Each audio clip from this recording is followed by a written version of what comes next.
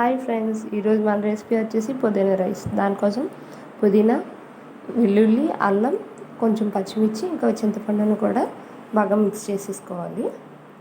పేస్ట్లా మిక్సీ చేసుకున్న తర్వాత ఒక ప్యాన్లో కొంచెం పోపు దినుసులు, అలాగే శనగపప్పు ఒక 2 టేబుల్ స్పూన్లు యాడ్ చేసుకుని అవి బాగా వేగనివ్వాలి.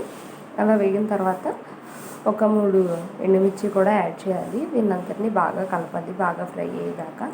శనగపప్పు బాగా ఫ్రై అయితే టేస్ట్ చాలా బాగుంటుంది.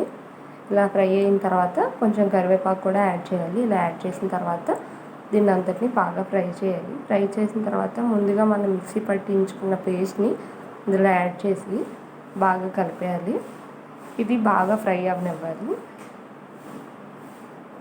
ఆయిల్ పైకి తేలేదాకా ఫ్రై అయిన తర్వాత కొంచెం పసుపు, కొంచెం సాల్ట్ యాడ్ చేసి కొంచెం కారం కూడా యాడ్ చేయాలి. యాడ్ చేసిన తర్వాత మొత్తం బాగా కలిపి ఆయిల్ అనేది పైకి ఇలా తేలేంత వరకు ఫ్రై చేయాలి. ఇలా ఫ్రై చేసిన తర్వాత ముందుగా మనం కుక్ చేసి తీసుకున్న రైస్ని మనం ఇందులో యాడ్ చేసేయచ్చు. బాస్మతి రైస్ అయినా తీసుకోవచ్చు, నార్మల్ బిర్యానీ రైస్ అయినా తీసుకోవచ్చు. ఇందులో యాడ్ చేసిన తర్వాత మొత్తాన్ని కలిపేసుకోవాలి, ఉండలు లేకుండా. మొత్తం ఇలా కలిపిన తర్వాత సిమ్లో ఉంచి 5 minutes అలా ఉంచాలి, లో ఫ్లేమ్లోనే. బాగా కుక్ అవుతూ ఉంటుంది. ఒక 5 minutes అలా ఉంచిన తర్వాత స్టవ్ ఆఫ్ చేసేసుకోవాలి. ఫైనల్గా కొత్తిమీర ఉంటే కొత్తిమీర యాడ్ చేసుకోవచ్చు.